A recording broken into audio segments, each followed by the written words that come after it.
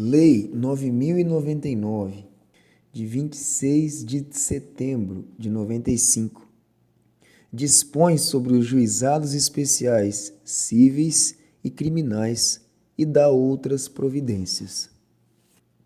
O Presidente da República faço saber que o Congresso Nacional decreta e eu sanciono a seguinte lei. Capítulo 1. Disposições gerais. Artigo 1º. Os juizados especiais, cíveis e criminais, órgãos da justiça ordinária, serão criados pela União no Distrito Federal e nos territórios e pelos estados para conciliação, processo, julgamento e execução nas causas de sua competência. Artigo 2. O processo orientar-se-á pelos critérios da oralidade, simplicidade, informalidade, economia processual e celeridade, buscando sempre que possível a conciliação ou a transação. Capítulo 2. Dos juizados especiais cíveis. Seção 1. A competência. Artigo 3º. O juizado especial cível tem competência para a conciliação, processo e julgamento das causas cíveis de menor complexidade, assim consideradas: 1. As causas cujo valor não exceda a 40 vezes o salário mínimo. 2. As enumeradas no artigo 275, inciso 2, do Código do Processo Civil. 3. A ação de despejo para uso próprio. 4. As ações possessórias sobre bens imóveis de valor não excedente ao fixado no inciso 1 deste artigo. Parágrafo 1º. Compete ao juizado especial promover a execução: 1º, dos seus julgados; 2º, dos títulos executivos extrajudiciais no valor de até 40 vezes o salário mínimo, observado o disposto no parágrafo 1º do artigo 8º desta lei. Parágrafo 2º. Ficam excluídas da competência do juizado especial as causas de natureza alimentar, falimentar, fiscal e de interesse da fazenda pública, e também as relativas a acidentes de trabalho, a resíduos e ao estado e capacidade das pessoas, ainda que de cunho patrimonial. Parágrafo 3º. A opção pelo procedimento previsto nessa lei importará em renúncia ao crédito excedente ao limite estabelecido neste artigo, excetuada a hipótese de conciliação. Artigo 4º. É competente para as causas previstas nesta lei o juizado do foro: 1º, do domicílio do réu ou, a critério do autor, do local onde aquele exerça atividades profissionais ou econômicas ou mantenha estabelecimento, filial, agência, sucursal ou escritório. 2º, do lugar onde a obrigação deva ser satisfeita. 3º, do domicílio do autor ou do local do ato ou fato, nas ações para a reparação de dano de qualquer natureza. Parágrafo único. Em qualquer hipótese, poderá a ação ser proposta no foro previsto no inciso 1 deste artigo.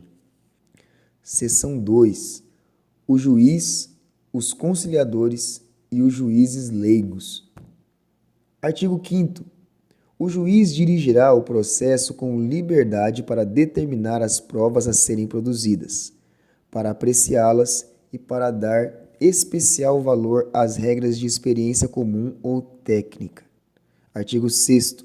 O juiz adotará em cada caso a decisão que reputar mais justa e equânime, atendendo aos fins sociais da lei e às exigências do bem comum. Artigo 7º.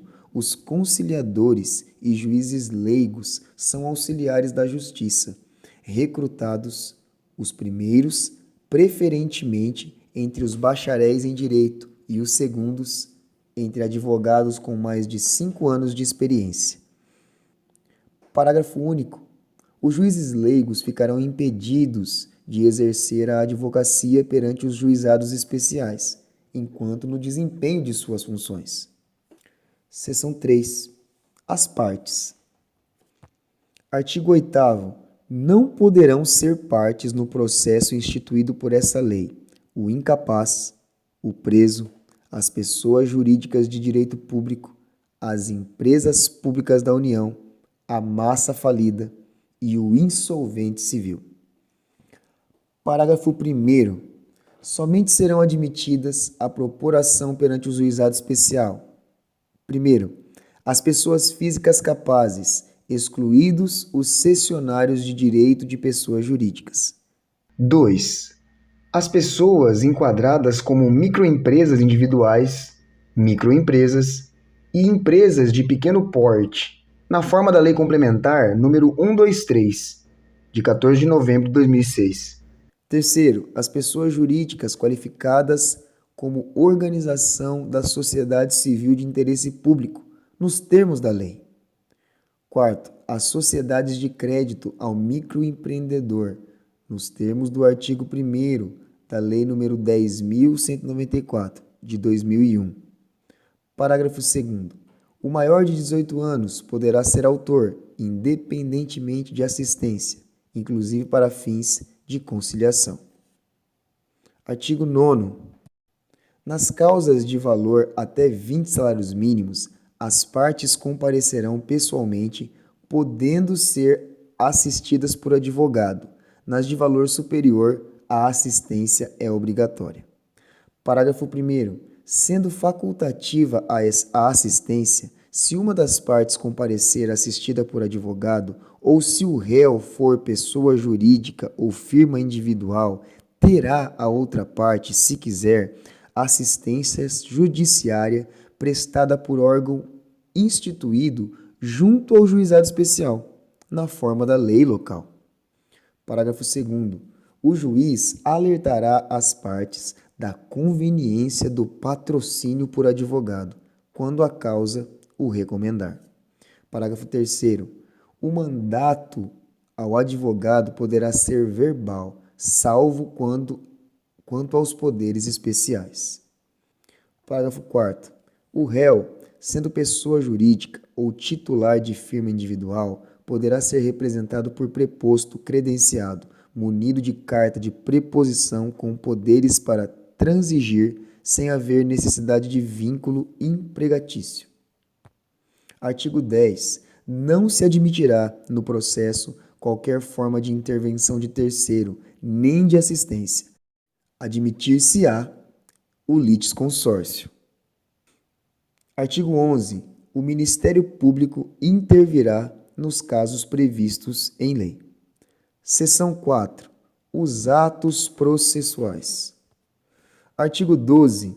Os atos processuais serão públicos e poderão realizar-se em horário noturno, conforme dispuserem as normas de organização judiciária. Artigo 12-A. Na contagem de prazo em dias, estabelecido por lei ou pelo juiz, para a prática de qualquer ato processual, inclusive para a interposição de recursos, computar-se-ão somente os dias úteis. Artigo 13. Os atos processuais serão válidos sempre que preencherem as finalidades para as quais forem realizados, atendidos os critérios indicados no artigo 2º desta lei. Parágrafo 1º. Não se pronunciará qualquer nulidade sem que tenha havido prejuízo. Parágrafo 2º. A prática de atos processuais em outras comarcas poderá ser solicitada por qualquer meio idôneo de comunicação. Parágrafo 3º. Apenas os atos considerados essenciais serão registrados, resumidamente, em notas manuscritas, datilografadas, taquigrafadas ou estenotipadas. Os demais atos poderão ser gravados em fita magnética ou equivalente, que será inutilizada após o trânsito em julgado da decisão. Parágrafo 4º. As normas locais disporão sobre a conservação das peças do processo e demais documentos que o instruem. Seção 5. O pedido. Artigo 14.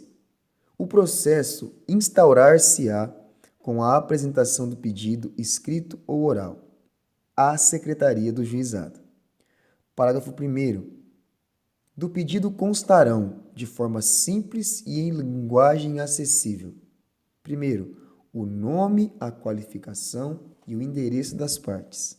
Segundo, os fatos e os fundamentos, de forma sucinta. Terceiro, o objeto e seu valor. Parágrafo 2º. É lícito formular pedido genérico quando não for possível determinar, desde logo, a extensão da obrigação. Parágrafo 3º. O pedido oral será reduzido a escrito pela Secretaria do Juizado, podendo ser utilizado o sistema de fichas ou formulários impressos. Artigo 15. Os pedidos mencionados no artigo 3º dessa lei poderão ser alternativos ou cumulados. Nesta última hipótese, desde que conexos e a soma não ultrapasse o limite fixado naquele dispositivo. Artigo 16. Registrado o pedido, independentemente de distribuição e autuação, a Secretaria do Juizado designará a sessão de conciliação, a realizar-se no prazo de 15 dias. Artigo 17. Comparecendo inicialmente ambas as partes, instaurar-se-á desde logo a sessão de conciliação, dispensados o registro prévio de pedido e a citação. Parágrafo único. Havendo pedidos contrapostos, poderá ser dispensada a contestação formal, e ambos serão apreciados na mesma sentença. Seção 6. As citações e intimações. Artigo 18. A citação far-se-á por correspondência, com aviso de recebimento em mão própria.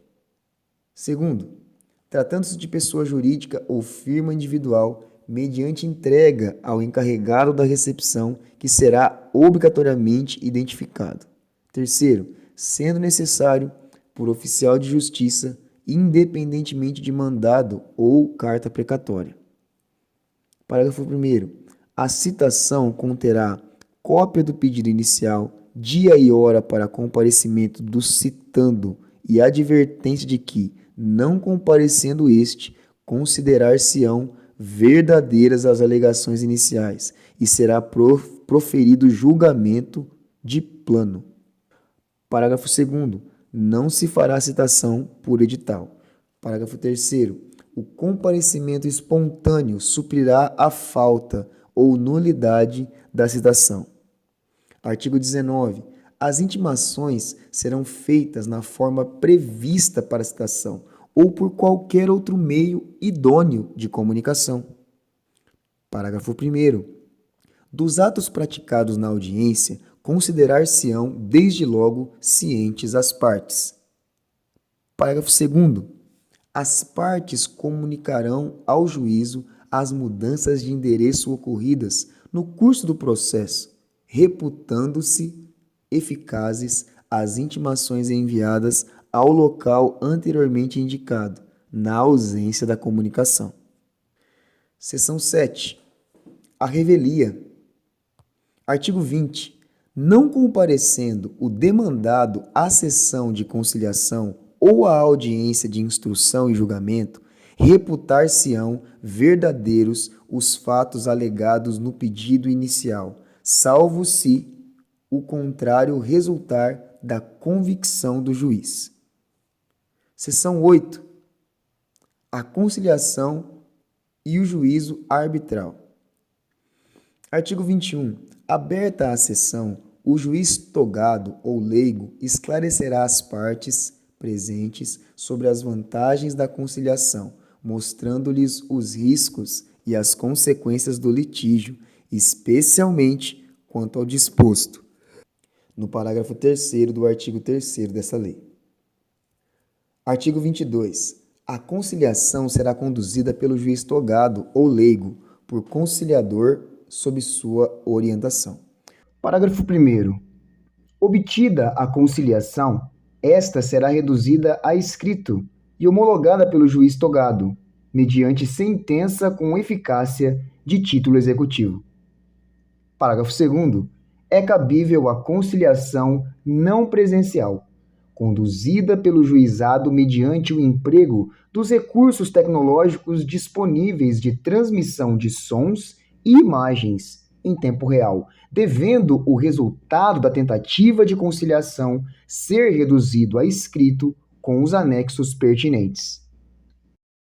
Artigo 23. Se o demandado não comparecer ou recusar-se a participar da tentativa de conciliação não presencial, o juiz togado proferirá a sentença. Artigo 24. Não obtida a conciliação, as partes poderão optar, de comum acordo, pelo juiz arbitral, na forma prevista nesta lei. Parágrafo 1º. O juiz arbitral considerar-se-á instaurado, independentemente de termos de compromisso, com a escolha do árbitro pelas partes. Se este não estiver presente, o juiz convocá-lo-á e designará de imediato a data para a audiência de instrução. Parágrafo 2º. O árbitro será escolhido dentre os juízes leigos. Artigo 25. O árbitro conduzirá o processo com os mesmos critérios do juiz na forma dos artigos 5º e 6º desta lei, podendo decidir por equidade. Artigo 26. Ao término da instrução ou nos 5 dias subsequentes, o árbitro apresentará o laudo ao juiz togado para homologação por sentença irrecorrível. Seção 9. A instrução e julgamento. Artigo 27. Não instituído o juízo arbitral, proceder-se-á imediatamente à audiência de instrução e julgamento, desde que não resulte prejuízo para a defesa. Parágrafo único.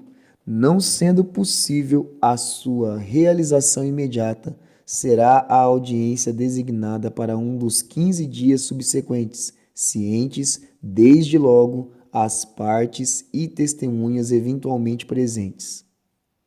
Artigo 28. Na audiência de instrução e julgamento, serão ouvidas as partes, colhida a prova e, em seguida, proferida a sentença. Artigo 29. Serão decididos de plano todos os incidentes que possam interferir no regular prosseguimento da audiência. As demais questões serão decididas na sentença. Parágrafo único. Sobre os documentos apresentados por uma das partes, manifestar-se-á imediatamente a parte contrária, sem interrupção da audiência. Seção 10. A resposta do réu. Artigo 30. A contestação, que será oral ou escrita, conterá toda a matéria de defesa, exceto arguição de suspeição ou impedimento do juiz, que se processará na forma da legislação em vigor. Artigo 31. Não se admitirá a reconvenção. É lícito ao réu, na contestação, formular pedido em seu favor, nos limites do artigo 3º desta lei, desde que fundado nos mesmos fatos que constituem objeto da controvérsia. Parágrafo único. O autor poderá responder ao pedido do réu na própria audiência ou requerer a designação da nova data, que será desde logo fixada, cientes todos os presentes. Seção 11. As provas. Artigo 32. Todos os meios de prova moralmente legítimos, ainda que não especificados em lei, são hábeis para provar a veracidade dos fatos alegados pelas partes. Artigo 33. Todas as provas serão produzidas na audiência de instrução e julgamento, ainda que não requeridas previamente, podendo o juiz limitar ou excluir as que considerar excessivas, impertinentes ou protelatórias. Artigo 34. As testemunhas, até no máximo de 3 para cada parte, comparecerão à audiência de instrução e julgamento levadas pela parte que as tenha arrolado, independentemente de intimação ou mediante esta, se assim for requerido. Parágrafo 1º. O requerimento para intimação das testemunhas será apresentado à Secretaria no mínimo 5 dias antes da audiência de instrução e julgamento. Parágrafo 2º. Não comparecendo a testemunha intimada, o juiz poderá determinar sua imediata condução, valendo-se, se necessário, do concurso da força pública. Artigo 35. Quando a prova do fato exigir, o juiz poderá inquirir técnicos de sua confiança, permitida às partes a apresentação de parecer técnico. Parágrafo único. No curso da audiência, poderá o juiz, de ofício ou a requerimento das partes, realizar inspeção em pessoas ou coisas ou determinar que o faça a pessoa de sua confiança, que lhe relatará informalmente o verificado. Artigo 36. A prova oral não será reduzida a escrito, devendo a sentença referir no essencial os informes trazidos nos depoimentos. Artigo 37. A instrução poderá ser dirigida por juiz leigo, sob a supervisão de juiz togado. Seção 12. A sentença. Artigo 38. A sentença mencionará os elementos de convicção do juiz com um breve resumo dos fatos relevantes ocorridos em audiência, dispensado o relatório. Parágrafo único. Não se admitirá sentença condenatória por quantia ilíquida, ainda que genérico o pedido. Artigo 39. É ineficaz a sentença condenatória na parte que exceder a alçada estabelecida nesta lei. Artigo 40. O juiz leigo que tiver dirigido a instrução proferirá sua decisão e imediatamente a submeterá ao juiz togado, que poderá homologá-la, proferir outra em substituição ou, antes de se manifestar, determinar a realização de atos probatórios indispensáveis. Artigo 41. Da sentença, excetuada a homologatória de conciliação ou laudo arbitral, caberá recurso para o próprio juizado. Parágrafo 1º. O recurso será julgado por uma turma composta por 3 juízes togados, em exercício no primeiro grau de jurisdição, reunidos na sede do juizado. Parágrafo 2º. No recurso, as partes serão obrigatoriamente representadas por advogado. Artigo 42. O recurso será interposto no prazo de 10 dias, contados da ciência da sentença, por petição escrita, da qual contarão as razões e o pedido do recorrente. Parágrafo 1º. O preparo será feito independentemente de intimação, nas 48 horas seguintes à interposição, sob pena de deserção. Parágrafo 2º. Após o preparo, a Secretaria intimará o recorrido para oferecer resposta escrita no prazo de 10 dias. Artigo 43. O recurso terá somente efeito devolutivo, podendo o juiz dar-lhe efeito suspensivo para evitar dano irreparável para a parte. Artigo 44. As partes poderão requerer a transição da gravação da fita magnética a que alude o parágrafo 3º do artigo 13 desta lei, correndo por conta do requerente as despesas respectivas. Artigo 45. As partes serão intimadas da data da sessão de julgamento. Artigo 46. O julgamento, em segunda instância, constará apenas da ata, com a indicação suficiente do processo, fundamentação sucinta e parte dispositiva, se a sentença for confirmada pelos próprios fundamentos. A súmula do julgamento servirá de acórdão. Seção 13. Os embargos de declaração. Artigo 48. Caberão embargos de declaração contra sentença ou acórdão nos casos previstos no Código de Processo Civil. Parágrafo único. Os erros materiais podem ser corrigidos de ofício. Artigo 49. Os embargos de declaração serão interpostos por escrito ou oralmente, no prazo de 5 dias, contados da ciência da decisão.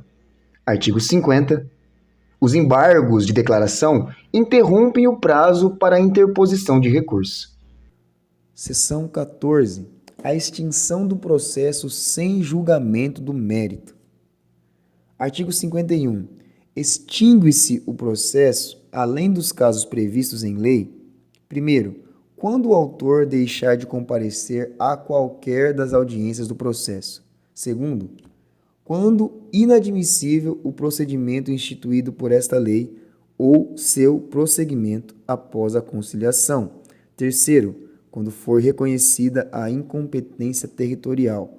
Quarto, quando sobrevier qualquer dos impedimentos previstos no artigo 8º desta lei. Quinto, quando falecido o autor, a habilitação depender de sentença ou não se der no prazo de 30 dias. Sexto, quando falecido o réu, o autor não promover a citação dos seus sucessores no prazo de 30 dias da ciência do fato.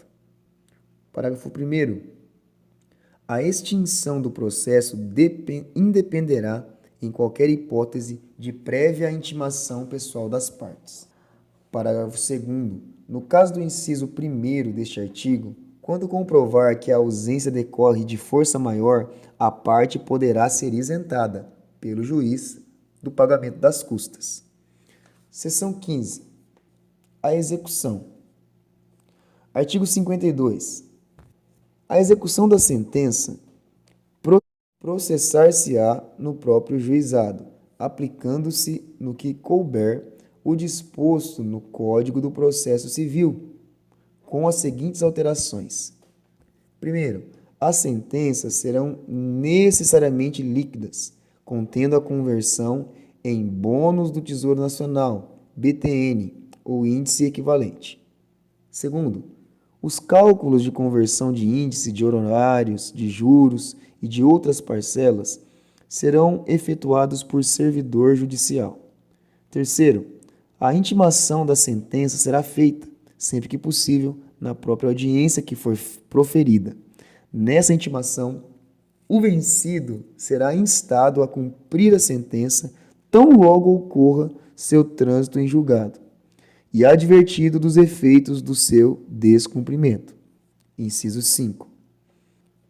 4. Não cumprida voluntariamente a sentença transitada em julgado e tendo havido solicitação do interessado, que poderá ser verbal, proceder-se-á desde logo à execução, dispensada nova situação.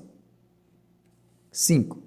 Nos casos de obrigação de entregar, de fazer ou de não fazer, o juiz, na sentença ou na fase de execução, combinará multa diária, arbitrada de acordo com as condições econômicas do devedor, para a hipótese de inadimplemento. Não cumprida a obrigação, o credor poderá requerer a elevação da multa ou a transformação da condenação em perdas e danos, que o juiz de imediato arbitrará, seguindo-se a execução por quantia certa, incluída a multa vencida de obrigação de dar, quando evidenciada a malícia do devedor na execução do julgado. Sexto, na obrigação de fazer, o juiz pode determinar o cumprimento por outrem, fixado o valor que o devedor deve depositar para as despesas, sob pena de multa diária. Sétimo, na alienação forçada dos bens, o juiz poderá autorizar o devedor, o credor ou terceira pessoa idônea a tratar da alienação do bem penhorado, a qual se aperfeiçoará em juízo até a data fixada para a praça ou leilão, sendo o preço inferior ao da avaliação. As partes serão ouvidas. Se o pagamento não for à vista, será oferecida caução idônea nos casos de alienação de bem imóvel ou hipotecado o imóvel. Oitavo, é dispensada a publicação de editais em jornais, quando se tratar de alienação de bens de pequeno valor. 9. O devedor poderá oferecer embargos nos autos da execução, versando sobre, alínea A, falta ou nulidade da citação no processo, se ele correu à revelia. B. Manifesto excesso de execução. C. Erro de cálculo. D. Causa impeditiva, modificativa ou extintiva da obrigação, superveniente à sentença. Artigo 53. A execução de título executivo extrajudicial, no valor de até 40 salários mínimos, obedecerá ao disposto no Código de Processo Civil, com as modificações introduzidas por esta lei. Parágrafo 1º. Efetuada a penhora, o devedor será intimado a comparecer à audiência de conciliação quando poderá oferecer embargos. Artigo 52, 9. Por escrito ou verbalmente. Parágrafo 2º. Na audiência, será buscado o meio mais rápido e eficaz para a solução do litígio, se possível, com dispensa da alienação judicial, devendo o conciliador propor, entre outras medidas cabíveis, o pagamento do débito a prazo ou a prestação, a dação em pagamento ou a imediata adjudicação do bem penhorado. Parágrafo 3º. Não apresentados os embargos em audiência ou julgados improcedentes, qualquer das partes poderá requerer ao juiz a adoção de uma das alternativas do parágrafo anterior. Parágrafo 4º. Não encontrado o devedor ou inexistindo bens penhoráveis, o processo será imediatamente extinto, devolvendo-se os documentos ao autor. Seção 16. As despesas. O acesso ao juizado especial independerá, em primeiro grau de jurisdição, do pagamento de custas, taxas ou despesas. Parágrafo único. O preparo do recurso, na forma do parágrafo 1º do artigo 42 dessa lei, compreenderá todas as despesas processuais, inclusive aquelas dispensadas em primeiro grau de jurisdição, ressalvada a hipótese de assistência judiciária gratuita. Artigo 55. A sentença de primeiro grau não condenará o vencido em custas e honorários de advogado, ressalvados os casos de litigância de má-fé. Em segundo grau, o recorrente, vencido, pagará as custas e honorários de advogado, que serão fixados entre 10% e 20% do valor de condenação, ou, não havendo condenação, do valor corrigido da causa. Parágrafo único. Na execução não serão contadas custas, salvo quando: 1. Reconhecida a litigância de má-fé. 2. Improcedentes os embargos do devedor. 3. Tratar-se de execução de sentença que tenha sido objeto de recurso improvido do devedor. Seção 17. Disposições finais. Artigo 56. Instituído o juizado especial, serão implantadas as curadorias necessárias e o serviço de assistência judiciária. Artigo 57. O acordo extrajudicial de qualquer natureza ou valor poderá ser homologado no juízo competente, independentemente de termo, valendo a sentença como título executivo judicial. Parágrafo único. Valerá como título extrajudicial o acordo celebrado pelas partes, por instrumento escrito referendado pelo órgão competente do Ministério Público. Artigo 58. As normas de organização judiciária local poderão estender a conciliação prevista nos artigos 22 e 23 a causas não abrangidas por esta lei. Artigo 59. Não se admitirá ação rescisória nas causas sujeitas ao procedimento instituído por essa lei. Se você gostou dessa narração, curte o vídeo aqui embaixo, se inscreva e ative as notificações para receber mais conteúdo como esse.